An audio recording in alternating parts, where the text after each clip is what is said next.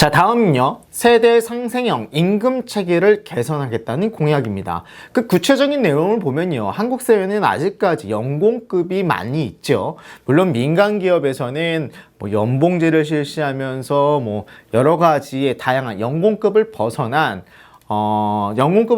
임금 체계로 많이 개선을 실시하긴 했으나 전체적으로 한국 사회의 기업과 공공기관들을 보면 아직까지도 대부분이 비중을 연공급이 차지하고 있습니다. 사실 연공급이 맞느냐, 직무급이 맞느냐, 이 얘기는 사실 업종이나 직무의 특성에 따라 다를 수 있는데 어찌됐든 차기 정부의 공약을 보면은 연공급 중심의 임금 체계를 벗어나서 직무 가치와 성과를 반영한 임금 체계로 개선을 하도록 장려하고, 이를 통해서 청년 고용을 활성화하는 고용 안정을 동시에 구현하겠다는 정책을 내세우고 있습니다. 사실 현행 정부, 문재인 정부에서도 사실 이러한 공약들이 있었고, 이 공약을 실현하기 위해 직무급 연구나 정책들을 여러 가지 검토를 많이 했었습니다. 그래서 실제로 국책 연구기관들에 대해서 이런 직무급, 성과급과 관련된 연구를 상당수 진행을 했고, 실제 일부 공공기관에 대해서는 파일럿 테스트로 완전 일부 사례로서 도입을 실제 하기도 한 바 있습니다. 마찬가지로 이번 정부, 차기 정부에서도 이러한 연공급의 체계를 벗어나기 위한 직무급, 성과형 임금 체계를 적극 도입하는데 장려하겠다는데 그 주요 공약을 내세우고 있습니다. 이것과 관련해서 직무성과급의 임금체계를 도입이 가능하도록 절차도 합리화하겠다라고 내세우고 있는데요. 사실 기존의 연공급에서 직무급으로 임금체계를 변경한다는 것은 금기법상, 노동법상 보면은 근로조건의 불이익 혹은 변경, 주요한 근로조건의 변경 사항이기 때문에 대부분의 그 절차를 하려면은 그 근로자 과반수의 동의나 노조의 동의를 받아야 되는 것이 현행법의 기준입니다. 이렇게 되다 보니까 사실 도입하는 게 쉽지는 않죠. 그러다 보니까 이런 절차 부분에 대해서도 아마 예외적인 부분을 좀 개선하겠다는 취지가 보여집니다. 그래서 사업장 내에서 직무나 직군, 직급별로 직원들이 원하는 임금체계가 상이한 경우에는 그런 해당 부분의 근로자 대표와 합의를 통해서 관련 그 임금 체계를 변경할 수 있도록 관련 법을 개정하겠다고 하고 있습니다. 이것도 앞서 언급한 근로시간 변경이나 유연근무제 확대, 이것과 관련해서 노사가 자율적으로 설정할 수 있도록 하고 있는데, 이렇게 되려면 앞서 언급한 근로자 대표 선출의 절차적인 부분도 같이 고려되거나, 아니면은 이러한 임금 체계가 변경될 경우에 특례로 별도 시행령으로 예외를 둔 방향도 고민해 볼 수는 있을 것 같습니다. 요거는 앞으로도 향후 정책을 좀 구체적으로 추이를 지켜볼 필요가 있을 것 같습니다. 자, 다음은 직무별 임금 정보를 공시하겠다는 겁니다. 이거는 아무래도 이런 취지일 겁니다.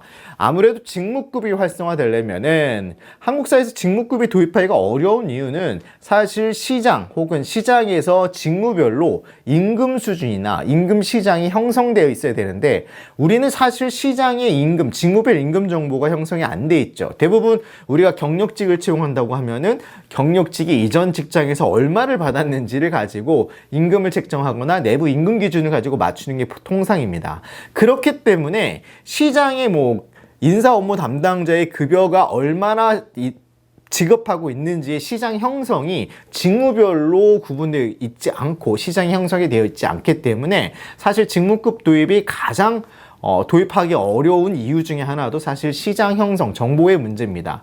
아무래도 이런 부분을 적극 활성화하기 위해서 각 기관이나 기업별로 직무별 임금 정보를 공시할 수 있도록 하는 제도, 절차적인 부분을 개선하려는 모습으로 보여집니다. 근데 이게 아무래도 강제적으로 하기는 어려울 것으로 예상되면서 공공기관은 강제로 좀 의무화할 수 있겠죠. 근데 민간 기업에는 아마 강제나 의무화하기는 어려울 것 같고, 아무래도 적극 장려하는 방향으로 가지 않을까 싶습니다. 이 외에도 민간 부문의 임금체계 개편과 관련된 지원 지원, 예전에도 한번 제가 말씀드렸지만 노동부나 정부에서 컨설팅 같은 무료로 지원하는 제도가 있죠. 대표적으로 일터혁신 컨설팅인데, 일터혁신 컨설팅에서 임금체계 개편과 관련해서는 적극 서비스를 확대하겠다라는 공약이 명시되어 있습니다. 자, 다음은 마지막으로 시간 선택형 정규직 일자리의 시행입니다. 시간 선택형 정규직 일자리. 이거는 이전 특히나 제가 기억에 남는 건요. 박근혜 정부 때 고용 창출의 효과를 극대화하기 위해서 시간 선택제 일자리를 굉장히 장려한 바가 있습니다. 시간 선택형 일자리는 사실 이런 겁니다. 보통 정규직들은 풀타임 8시간 근무를 가지고 채용을 하는데, 시간 선택형 정규직은 3시간 정규직, 하루에 4시간 근무하는 정규직, 8시간 미만으로 근무하는 정규직들의 일자리가 적극 장려하겠다라는 의미입니다. 이건 아까도 말씀드렸다시피 박근혜 정부의 한참 장려된 정책이긴 한데, 그 당시에 그럼 이 정책이 어느 정도 효과를 받느냐? 그건 조금 의문이긴 합니다. 그리고 이 일자리가 기업이나 사실 공공기관에서도 인력 운영의 특성상 어떤 특정 직무를 제외하고는 사실은 풀타임 근무자가 아닌 시간제 정규직을 채용하는 것 자체도 사실 인력 운영상 어렵거나 애로사항이 많은 부분이 있어서, 정책 공약에는 시간 선택형 정규직 일자리를 적극 장려하겠다고는 하고 있지만, 사실 이게 만약에 시행된다 하더라도 박근혜 정부 때도 이미 시행됐었고, 과연 이게 활성화가 될 수 있고 실제 공공기관이나 민간기업에서도 이게 적극 할 수 있을지는 조금 의문이긴 합니다만, 어찌됐든 이런 근로시간 선택지를 다양하기 위해서 시간 선택형 정규직 일자리라는 개념을 도입하고 고용 창출이나 워라밸 의 활성화에 조금 더 적극적으로 장려하겠다는 취지로 보여집니다. 자, 다음은 육아기 재택근무의 확대입니다. 우리가 보통 육아기라고 하면은 육아휴직을 사용할 수 있는 기간을 얘기하는데, 육아휴직을 사용할 수 있는 기간에 우리가 사용할 수 있는 제도들이 육아휴직, 그 다음에 육아기 근로시간 단축 제도가 있죠. 이 육아기 근로시간 단축 혹은 만 8세 미만의 이 육아기 기간에 재택근무를 선택할 수 있는 제도를 설정하겠다라는 제도 공약으로 보여집니다. 이런 육아기, 아이가 만 8세 미만에 있는 자녀가 있는 부모들의 경우, 근로자의 경우에는 이런 재택근무를 활성화해서 야근이나 회식 등의 조직 문화에 얽매이지 않고 워라밸이 좀 가능하도록 육아기 재택근무를 신설하거나 확대하겠다는 취지로 보여지는데요. 이게 반영 확대하겠다는 게 육아기 근로시간 단축, 현 정부에서 신설한 육아기 근로시간 단축처럼 법령으로 제도화할 것인지, 아니면 시행령을 몇 가지로 선택으로 장려하는 수준으로 그칠 것인지는 좀 더 지켜봐야 할 것 같습니다. 자, 다음은 기존 시간 선택제 일자리 제도의 문제점 등을 개선하겠다는 공약입니다. 기존에도 사실 시간 선택제 일자리라는 건요, 박근혜 정부 때부터 쭉 있긴 있었습니다. 근데 대부분 활용하지가 않았을 뿐이고, 이렇게 한다 하더라도 사실은 정규직 형태보다는 비정규직 형태로 계속 채용하는 것이 통상이었기 때문에 이런 문제점들을 개선할 필요가 있다라는 게 차기 정부의 공약 내용에 해당되는 것 같습니다. 그래서 이런 시간 선택지 일자리를 장려하기, 적극 활성화하기 위한 근로시간이나 임금, 근로조건의 새로운 유형이나 이런 것들을 조금 더 유형화를 구체화하여 실제로 적극 확산할 수 있도록 하겠다는 게 현 이 차기 정부의 공약 중에 하나로 보여집니다. 자, 다음은 노동개혁에 대해서 한번 알아봤는데요. 자, 이제는 노동개혁의 영역 외에 모성보호와 공정사회, 산업안정, 양성평등의 영역에서 노동과 관련된 꼭지들을 한번 알아보겠습니다. 첫 번째는 모성보호입니다. 모성보호를 강화하기 위해서 공약을 보면요, 모성보호를 강화하기 위한 공약을 보면 12개월 미만의 자녀를 키우는 부모에게는 월 100만 원을 지급하겠다라는 공약이 있습니다. 사실 이거는 예산상으로나 사실 그게 가능할까? 후보 시절에 조금 선거의 표를 위해서 의식한 제도가 아닐까라는 조금 의문은 좀 들지만, 공식적인 공약집을 보면은 12개월 미만의 자녀를 가지고 있는 근로자에게는 부모에게 각각 월 100만 원씩을 지급하겠다라는 공약이 명시되어 있는데, 이 외에 구체적인 내용은 명시된 내용이 없습니다. 사실 저렇게 하려면은 고용보험 기금에서 사실 재원을 마련해야 할 텐데, 과연 저게 시행될 수 있을까라는 점은 좀 의문이긴 하나 좀 지켜봐야 할 것 같습니다. 그 다음에 유급 난임 치료 기간을 현행 3일에서 7일로 확대하겠다는 공약을 명시하고 있습니다.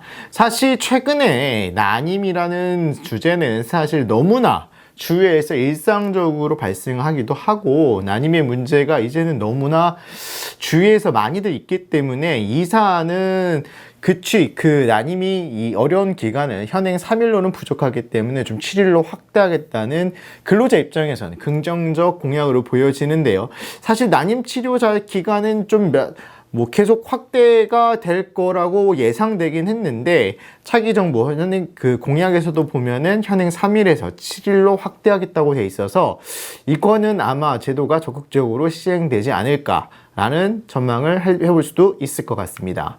자, 다음은 육아휴직 및 배우자 출산휴가의 확대입니다.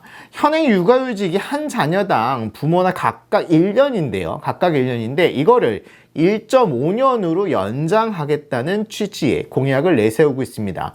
엄격히 보면 제도 설정이 어떻게 될 것이냐는 개별로 1.5년까지를 명시하는 것보다는 아마도 정책은 부모 합산해서 3년으로 되지 않을까, 이렇게 얘기도 되고 있는데요. 만약에 부모가 합산으로 3년이 된다 그러면은 한 사람이 3년까지도 쓸 수 있게 되게 제도가 설정될 수도 있습니다.